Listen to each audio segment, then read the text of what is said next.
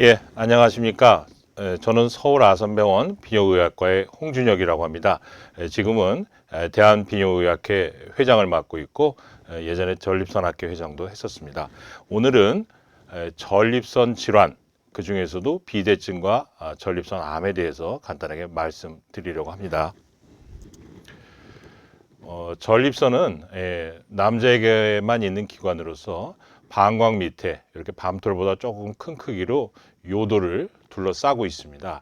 그래서 소변이 내려오는 길을 이렇게 둘러싸고 있기 때문에 이게 전립선이 커지게 되면 소변을 잘 못 보는 일도 생길 수 있고, 또 젊은 사람에게서는 전립선에서 정액을 만들어서 그 뒤에 정낭에 보관했다가 사정할 때 나오게 되는 그런 역할도 하게 됩니다. 왼쪽에 있는 그림은 남자의 방광하고 요도고, 오른쪽은 여자의 방광과 요도입니다. 남자는 이 전립선, 그 아래 그 관략근과 함께 소변을 막아주는 역할을 하기 때문에 나이가 들수록 전립선이 커지면 소변이 오히려 잘 안 나오는 그런 현상을 겪게 됩니다. 근데 여자분들은 요도가 남자보다 짧고 또 전립선이 없으시기 때문에 나이가 들면서 이 요도 관략근이 힘이 약해지면 오히려 소변이 새는 요실금 현상이 주로 나타나게 되는 것입니다. 그래서 전립선에 생길 수 있는 병 중에 가장 흔한 비대증과 또 최근에 많이 빈도가 늘어나고 있는 전립선 암에 대해서 오늘 말씀드리고, 그 외에도 전립선에 염증도 있을 수가 있겠습니다. 전립선 비대증은 앞에서 말씀드린 것처럼 전립선이 노화에 따라 커지면서 요도를 누르면 이제 여러 가지 증상들이 나타나게 됩니다. 그래서 소변을 한번 갔다 왔는데도 또 가게 되고, 또 두 번째 그림처럼 소변이 마려워서 급하게 되니까 앉아 있다가 바로 또 화장실을 자꾸 가야 되고, 또 밤에도 한 번 이상 두 번, 세 번, 네 번 일어나는 야간뇨도 있게 되고, 또 다섯 번째 그림처럼 소변을 보실 때 힘을 많이 줘야만 나오는 요속의 저하가 생길 수도 있고요. 또 소변 보는 시간도 역시 길어지게 됩니다. 그래서 전립선 비대증의 증상을 이제 크게 두 종류로 나눠서 좁아지면서 나타나는 증상, 이걸 이제 폐색 증상 또는 막힘 증상, 뭐 배뇨 증상 이렇게 얘기를 하는데, 오줌 세기가 가늘어지고요, 요속의 저하, 그 다음에 배뇨 시작할 때 힘이 드는, 조금 뜸을 들여야 나오게 되는 요주저 현상, 또 소변이 잘 나오다가 중간에 툭 끊어지고 힘주면 또 나오고 하는 간헐요, 또 소변을 다 보셨다고 생각했는데 끝에 가서 방울방울 떨어지고 시원하게 뚝 끝나지 않는 증상, 또 소변을 보신 뒤에 남아있는 느낌, 대변의 경우는 그걸 잔변감이라고 그러는데 소변은 잔뇨감이라고 부르고 있습니다.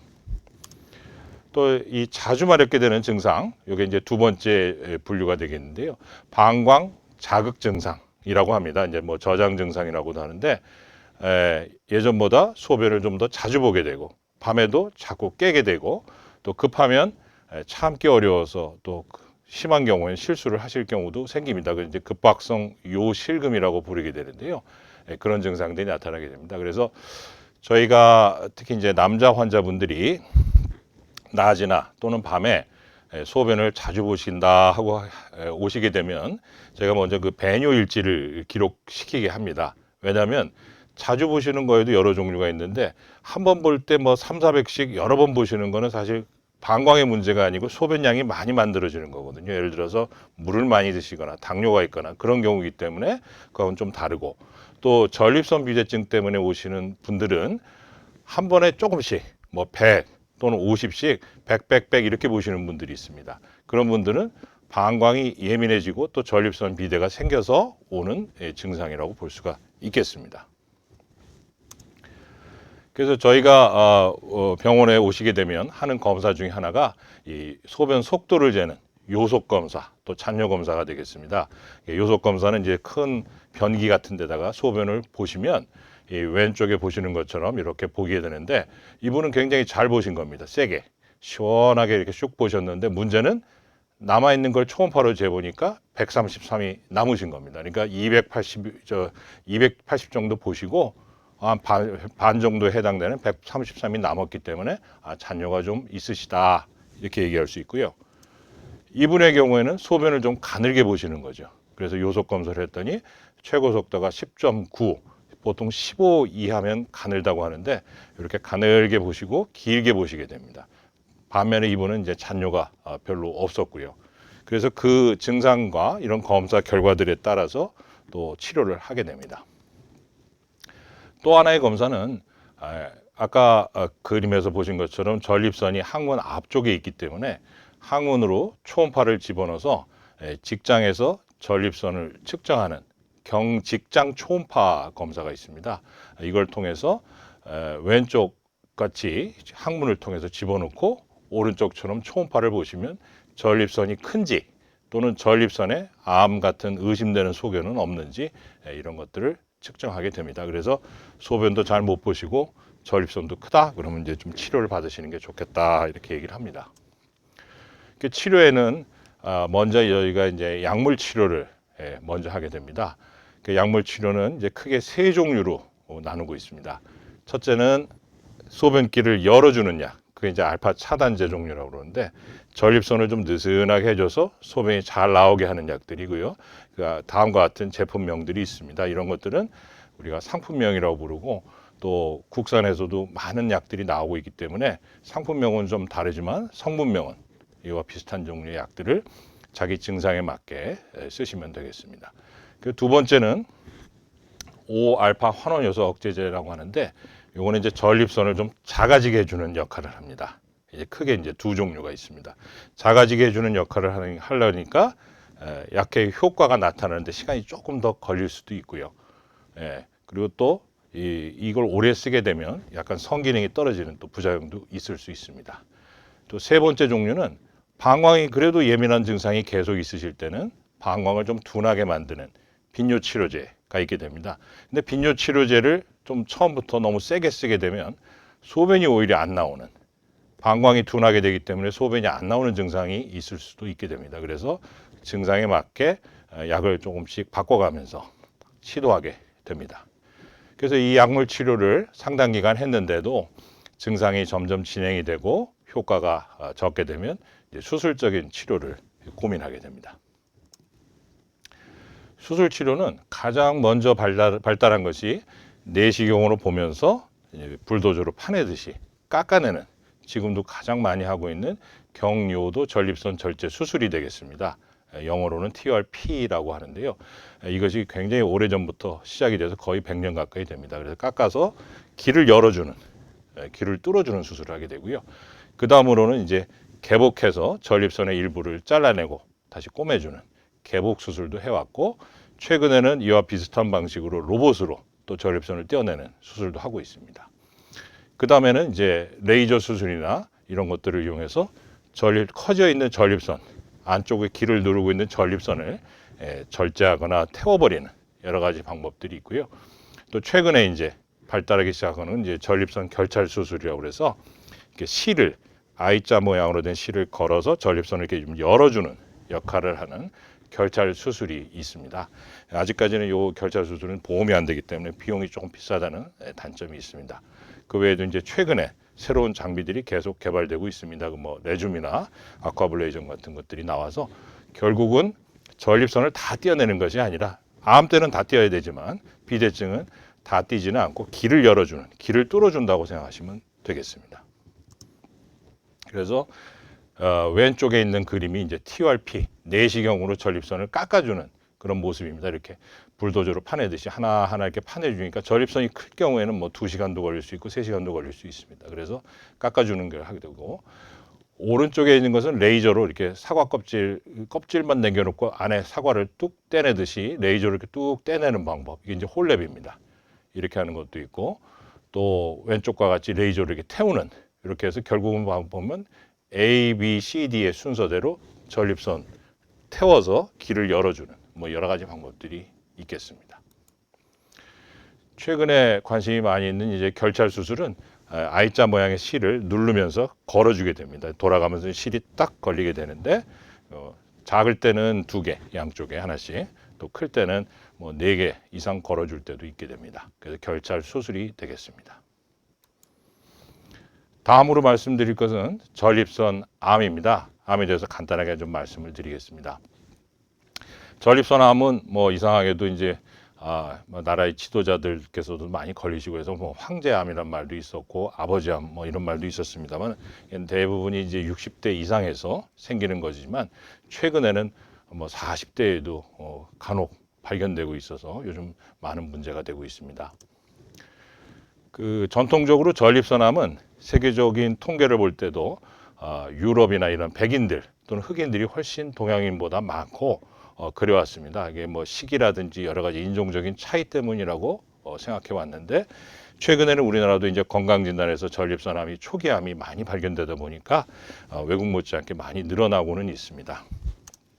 그래서 미국 같은 경우에 매년 이 암 통계를 1월 달에 발표를 하는데 보면 전립선암이 빈도순으로는 가장 남자한테 1등입니다. 몇 년째 1등을 차지하고 있고 사망률로는 이제 물론 폐암이 조금 더 진행도 빠르고 하기 때문에 폐암의 뒤를 이어서 2등을 차지하고 있지만 이제 굉장히 중요한 암이 되겠고 우리나라도 몇 년에 한 번씩 이제 발생률과 유병률 환자의 숫자를 이제 발표를 하는데 작년에 발표한 걸 보면은 전립선암이 폐암, 위암과 거의 비슷비슷한 숫자로 3등을 차지하고 있습니다. 그래서 뭐 인구 노령화나 여러 가지를 생각할 때 조만간 전립선암이 1등이 될 날도 멀지 않다고 생각을 합니다. 전립선을 이제 잘라서 보시면 정상에서는 이제 소변을 지나가는 길을 조용히 이렇게 얌전히 둘러싸고 있는데 비대증은 이 가운데가 이제 주로 비대가 되기 때문에 소변길을 누르게 되고요. 암은 이제 7, 80%가 바깥쪽에 말초대라고 하는데 바깥쪽에 생기게 됩니다. 그래서 이 그림의 아래쪽에 보시는 것처럼 밖으로 뒤로 튀어나오는 경우도 있지만 최근에 발견되는 암들은 대부분 초기인 경우가 많기 때문에 이렇게까지 커지기 전에 발견되는 경우가 더 많습니다. 옆에서 보게 되면 방광에서 소변이 나가는 요도를 이렇게 전립선이 둘러싸고 있는데 이 가운데 요도를 둘러싸고 있는 가운데 부분은 이제 우리가 이행대라고 그러는데 여기에 이제 전립선 비대증이 주로 생기게 됩니다. 그래서 이게 커지면 기를 누르니까 소변이 잘 안 나오게 되는 그런 증상이 있고요. 말초대, 전립선암이나 염증이 주로 생기게 되는 이 바깥쪽은 이 소변길하고 조금 떨어져 있기 때문에 암이 많이 진행되지 않으면 초기 때는 특히 초기 때는 증상이 대부분 소변 부는데 증상이 없게 됩니다.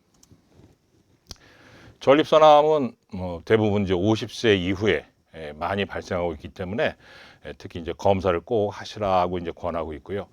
나이가 들에 따라 비대증도 증가하지만 전립선암도 늘고 있고 또 우리나라가 이제 내년이면 뭐 노령 인구가 뭐 25% 이상이 된다고 하는데 굉장히 증가하고 있어서 최근에 그 전립선암의 빈도도 늘고 있고 또 많은 관심을 받고 있습니다. 진단은 뭐 증상으로는 사실 알 수 없기 때문에 환자분들이 저의 외래로 오셔가지고 흔히 하시는 말씀이 뭐 아프거나 증상이 전혀 없었는데요 이런 말씀 많이 하십니다. 전립선암은 초기에는 특히 증상이 대부분 없고 혹시 소변이 잘 안 나오는 증상이 있더라도 그것은 같이 있는 비대증 때문에 생기는 증상이라고 생각을 합니다. 그리고 직장 수지 검사라고 해서 항문으로 손가락을 넣어서 만져볼 수도 있는데 이거 역시 아까 그림에서 보신 것처럼 좀 커지기 전에는 사실 암이 잘 만져지지 않거든요. 그래서 뭐 그렇게 해서 만질 수도 있다. 또 초음파로도 전립선 비대도 볼 수 있지만 암 소견도 의심되는 걸 볼 수도 있습니다. 그렇지만 이제 제일 많이 사용하는 것은 피검사, PSA라는 피검사입니다. 그래서 직장 수지 검사는 손가락으로 이제 항문으로 집어넣어서 혹시 전립선은 좀 크지 않은지 뭐 만져지는 이상 소견은 없는지 하게 됩니다.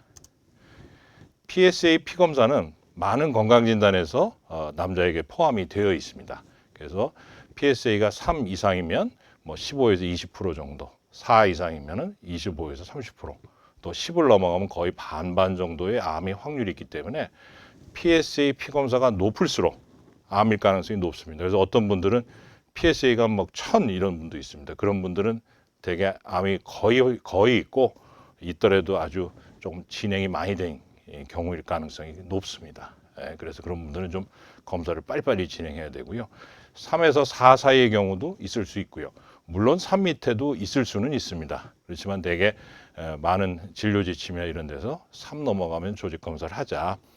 그렇지만 이제 가족력이 있거나 또 고위험군이거나 이런 경우에는 또 뭐 3 이하, 뭐 2.5나 이 정도에서도 하는 경우가 있습니다. 이 조기 발견이 뭐 다른 암도 다 중요하시겠습니다만은 특히 전립선암에서 중요한 거는 전신에 전이가 있는 사기라고 하더라도 다른 암들은 사기면은 좀 사실 기대 여명이 길지 않은데 전립선암은 사기인 경우에도 호르몬 치료나 여러 가지 치료 방법으로 완치율이 다른 암에 비해서 훨씬 높은 편입니다. 그래서 열심히 일찍 발견할수록 더 좋은 결과를 보여주고 있고, 그래서 조기 발견을 위해서 대부분의 건강진단에서도 PSA를 포함하고 있습니다. 이처럼 PSA 피검사는 3 넘어가면 조직검사 해야지 하는 그 전립선암을 찾게 되는 단서도 되지만, 또 수술을 하거나 방사선을 하게 되면, 예를 들어서 수술하게 되면 전립선 띄었으니까 PSA가 0이 되어야 됩니다. 방사선을 하면 또 0 가까이 떨어져야 되고요. 근데 0으로 떨어지지 않거나 또는 떨어졌다가 올라갔다, 이건 암이 혹시 재발하고 있는 거 아닌가 이렇게 생각할 수가 있게 됩니다. 그래서 다른 암에는 이제 이런 피검사보다는 CT나 이런 영상 검사를 하게 되는데, 전립선암은 PSA를 계속 검사하게 됩니다.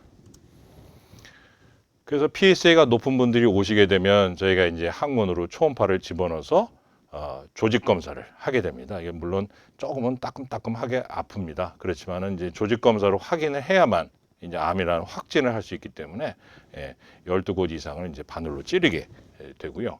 거기서 이제 암이 나오면 이제 그 다음으로 진행하게 되고요. 그래서 이제 MRI를, 암이 진단이 되면 MRI를 찍지만 최근에는 암이 의심되면 MRI를 먼저 찍기도 합니다. 먼저 찍어서 의심스러운 부분이 있으면 거기를 조금 더 집중적으로 조직 검사를 하게 되는데요. 예를 들어서 이 환자에서 보시는 것처럼 MRI를 찍으면 요 까만 부분이 화살표 해놓은 것처럼, 또 이쪽 사진에서는 하얀 부분, 이런 식으로 보이면 여기에 암이 있을 확률이 상당히 높다 이렇게 얘기를 하고요. 또 이 암이 요 전립선을 싸고 있는 껍데기를 뚫고 나갔으면 3기가 의심되는데 뭐 이렇게까지 얘기할 수가 있게 됩니다. MRI가 좋은 점은 이렇게 앞쪽에 있는 이 뒷부분이 직장인데, 여기서 바늘이 나가서 조직 검사를 하게 되는데, 이 앞부분에 이런 식으로 암이 있을 경우에는 바늘로 잘 안 닿을 수가 있습니다. 그래서 MRI를 먼저 찍게 되면 여기가 암이 의심되는구나 하고 좀 더 자세하게 조직 검사를 해볼 수가 있게 됩니다. 최근에는 MRI하고 초음파를 결합해서 MRI에서 의심되는 데를 딱 그려주면 초음파가 이제 고기를 딱 정확하게 찌를 수 있게 하는 장비들도 계속 개발되고 있습니다. 저희 병원에도 있고요. 그래서 이제 조직 검사가 진단이 되어서 전립선 암입니다 이렇게 나온 경우에는, 물론 암도 뭐 순한 게 있고 좀 센 게 있습니다. 여러 가지 종류가 있지만 어쨌든 암이다 이렇게 되면 그 다음에는 몇 기냐 하는 병기 검사를 해야죠. 전립선의 경우에는 이제 CT는 골반 안에 둘러싸여 있기 때문에 CT가 전립선을 잘 보지는 못합니다. 그래서 전립선을 보기 위해서는 MRI가 제일 중요하고, 그 외에 이제 그 주변을 보기 위해서 복부 CT를 찍기도 하고, 또 전립선하면 특히 잘 가는 곳이 뼈로 갑니다. 그렇기 때문에 뼈 사진도 찍고, 저희가 병원 같은 경우는 2년 전부터 PSMA 펫이라고 전립선에만 특이한 펫이 또 있습니다. 그래서 전이 여부를 판단하기 위해서는 요즘 이것도 많이 시행하고 있습니다. 그래서 MRI를 찍게 되면 앞에서 그 그림에서 보신 것처럼 방광, 전립선, 요도 이런 구조물들이 쫙 이렇게 보이게 됩니다. 그래서 혹시 암이 뚫고 나가지는 않았는지, 임파선에 간 건 없는지 이런 것들을 MRI에서 볼 수 있게 됩니다. 전립선암은 저 초기에는 증상이 없다고 말씀드렸죠. 그렇지만 커지면 증상이 생길 수도 있습니다. 그런데 이제 그런 경우가 흔치는 않은데요. 아주 많이 커져서, 암이 커져서 소변이 잘 안 나오거나 혈뇨나 또는 정액에 피가 나오는 혈정액증 같은 것들이 있을 수도 있습니다. 근데 거꾸로인 경우는 그렇게 많지 않습니다. 즉 혈뇨가 나온다고 해서 전립선암이거나 뭐 혈정액증이 있다고 해서 전립선암이 있는 경우는 흔치는 않기 때문에, 그리고 꼭 암이라는 건 아니지만 그런 증상이 있을 경우에는 한번 가까운 비뇨의학과 선생님과 진료를 받아보시는 것이 좋을 것 같습니다. 전립선암도 1기, 2기, 3기, 4기 이렇게 나눌 수 있습니다. 그러니까 뭐 대부분의 암이 비슷합니다만 1기, 2기는 이제 그 장기 안에 뭐 조그맣고 크고, 3기는 조금 더 뚫고 나가고, 4기는 멀리 전이 간 그런 경우를 말하게 되는데요. 전립선암도 1기에는 저렇게 작게 있어서 조직 검사에서 우연히 발견되는 경우고요. 2기는 이제 조금 더 커서 발견되는 경우입니다. 이제 3기의 경우에는 저렇게 전립선을 싸고 있는 껍데기를 뚫고 나갔거나 아까 보여드린 정낭 쪽으로 이제 가게 되면, 수술하게 되면 정낭을 항상 띱니다. 그래서 정낭에 갔다 그러면 3기입니다 이렇게 얘기를 하고, 재발할 확률이 1기보다 2기보다 좀 높습니다 이렇게 얘기를 하게 되는 거죠. 4기는 이제 전이가 가는 경우인데, 전립선암의 경우는 이제 90% 정도가 뼈로 가게 됩니다. 처음부터 뭐 간이나 폐로 가는 경우도 드물게 있습니다만은 대부분은 뼈로 가게 됩니다.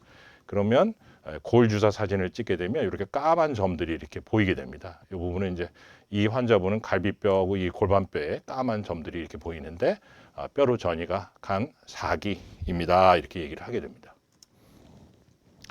전립선암이 전이 되지 않고 뭐 그 안에만 있는 국소 전립선암이라고 그러는데, 그런 경우에는 이제 수술과 방사선을 우선 하게 됩니다. 특히 수술은 최근에는 이제 로봇으로 제거를 해주는 로봇 전립선 적출술을 많이 합니다. 전립선이 이 골반 안쪽 깊은 곳에 있기 때문에, 또 전립선을 떼어내고 위아래를 꼬매줘야 되기 때문에 개복 수술보다는 로봇 수술이 이제 장점이 많아서 대부분의 병원들이 로봇 수술로 진행하고 있습니다. 또 방사선 치료도 많이 시행하고 있고요. 또 남성 호르몬 억제 치료는 이런 수술이나 방사선을 하기 어려운 분들이 또 하고 있습니다. 그 외에도 이제 적극적 감시 같은 방법이 있습니다. 뒤에서 또 말씀을 드리겠습니다. 이 적극적 감시라고 하는 것은 전립선암이 아주 순한 게 여러 군데 찔렀는데 하나 나왔다. 그러면 아주 초기면 좀 그냥 관찰하다가 커지면 치료하면 안 되느냐 하는 개념에서 이제 시작을 했습니다. 그래서 제일 순한 글리슨 6점이라고 하는데, 제일 순한 전립선암이 여러 개 찔렀는데 하나나 뭐 2개 이렇게 나왔다. 그러면 초기일 가능성이 높구나. 그러면 피 검사도 보고 조직 검사도 1년 뒤에 한번 해보고 MRI도 또 한번 해보고 해서 암이 커지면 치료하는 거고, 다행히 커지지 않으면 3년, 4년 치료를 좀 미루게 됩니다. 왜냐하면 전립선 암도 역시 치료를 하게 되면 부작용이 있을 수 있거든요. 요실금이나 성기능 같은. 근데 만약에 60대 오신 분이 70세 가서 그런 수술이나 방사선을 하게 됐다. 그럼 그때는 또 그런 중요성이 조금 떨어질 수가 있기 때문에 그런 면에서 하고 있게 되겠습니다. 전립선 수술은 전이가 없는 국소전립선암에 주로 사용하게 되고요. 전이가 없더라도 좀 밖으로 튀어나가 있는 3기암의 경우에는 이제 수술을 하더라도 재발할 확률은 조금 높습니다. 그렇지만 이제 적극적인 치료를 한다는 면에서 3기의 경우에도 뭐 수술을 해볼 수는 있습니다. 근데 이제 전이가 있다 그러면 이것은 사실 이제 수술은 대부분의 경우는 하고 있지는 않습니다.